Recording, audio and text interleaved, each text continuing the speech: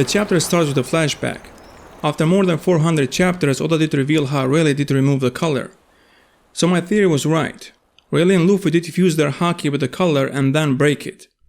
This is a very interesting development, because there is a lot of things that you can do with this level of haki. The fights will be more interesting and complex. And also shows us why some people in One Piece world are so strong compared to the others. Just recently I did post a theory where I did talk about a higher level of advanced armament haki that fuses with the body of the user and making it almost invincible. And that's why strong people like Kaido and Big Mom seem to be invincible. And after what Oda did reveal in this chapter, now that theory is very likely to be correct. If you want to watch that theory, the link is in the description. So Luffy did fail to use advanced armament haki against Big Mom. But did he fail though? Actually, he did not. He was successful. The reason why Luffy got sent flying was not that he could not use advanced armament haki, but because he could use just a small amount of it. There are two panels where you can see that the haki is coming out from his hands, but only a small amount, and that was not enough to create a barrier or a shield, like Rayleigh did when he was training Luffy.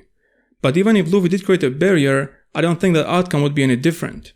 Here's why. In one panel, Big Mom is about to punch them and her hand is a closed fist.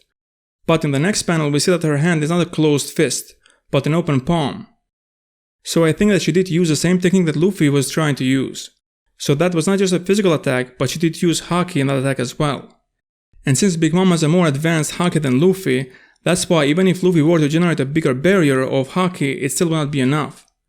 When Luffy was fighting Katakuri and his fist coated with standard armored haki did clash with Katakuri's, Luffy's hands got hurt.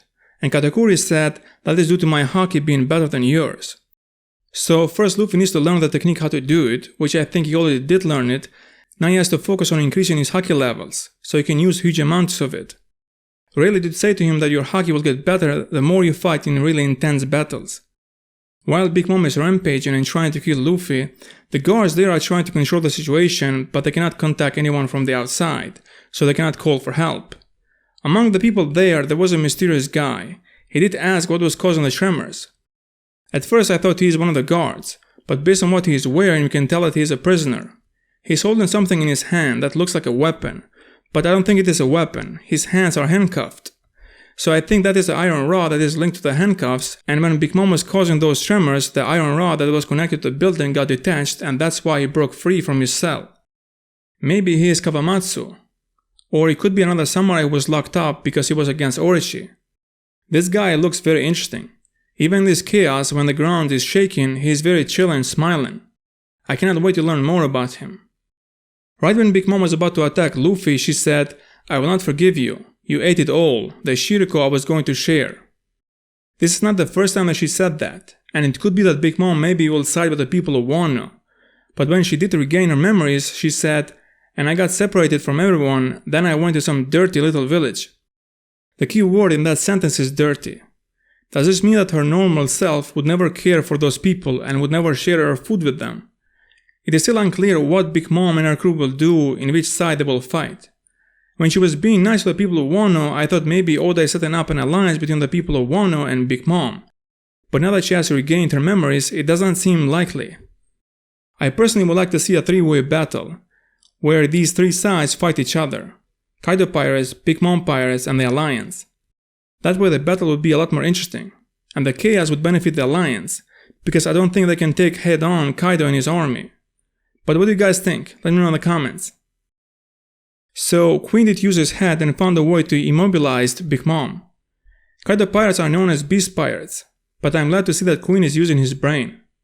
That panel where Queen jumps on Big Mom and uses all his weight to headbutt Big Mom was very cool.